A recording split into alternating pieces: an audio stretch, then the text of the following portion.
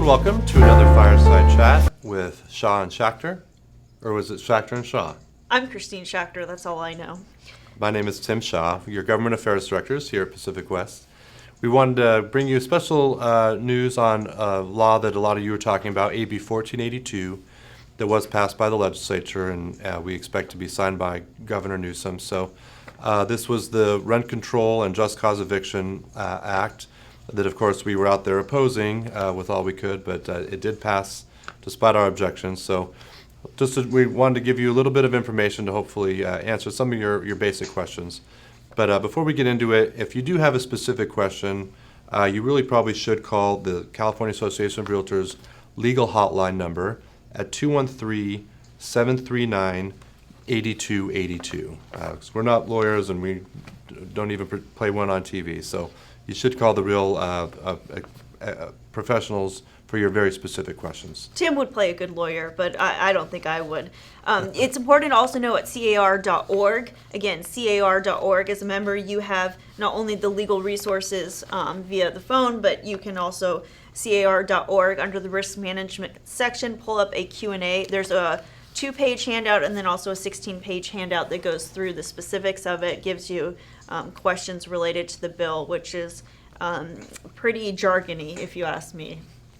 So the first part, rent control, what they did with this bill and this law will be to cap rent increases on an annual basis at 5% plus regional CPI. So basically just the regional inflation for a particular area plus that 5%. So right now, maybe inflation being around 3%, you could only raise your rent in a 12-month period of time, 8% for the year.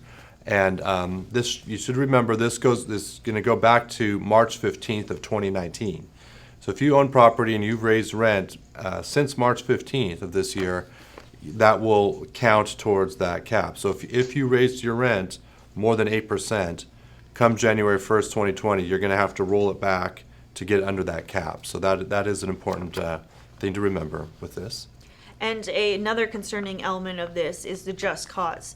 Currently, you have the 30 to 60-day noticing period to, at will, get rid of a tenant. I don't say get rid of, but terminate the tenancy. That no longer applies once a tenant now has lived in the unit or wherever it may be for 12 months or more. So effective January 1st, if you have a tenant that's been in there for 12 months, moving forward, they have just cause, meaning you can no longer terminate the tenancy at will. You must do so based on cause. And you have to delineate in the written agreement or the lease the reasons by which you can get rid of them, and you really can't. It's either at fault termination, and that is delineated by several factors. Again, non-payment, breach of lease, those are standard, but you do still have to notify the tenant of why they qualify to be terminated. No fault termination is if you're taking the rental property off the market or you're moving in a family member, and you still provide notice, but you do have to pay the tenant up to 1 month's, not up to, but a month's rent. For them, so it's basically relocation assistance. I think the important thing to notice or take into account is local policies still remain in effect, or ordinances prevail if they are more stringent than the state. If the state is more stringent than the current one locally, then that prevails. So whatever inures to the benefit of the tenant remains in place. And we do have a number of those policies in our area. Long Beach City Council recently adopted rent control and just cause eviction, as did the Los Angeles County Board of Supervisors for unincorporated parts of LA County. So in those cases, because the local rules are actually stricter, the state law allows those to go forward in effect. Basically, the worst policy is the one that gets put in place. So other important exemptions, going back to maybe to the rent control, is it won't apply to any property that's been built within the last 15 years. So they did recognize they didn't want to discourage new construction of housing, so they are allowing that property that's 15 years or newer is exempt. So, and that will be a rolling number.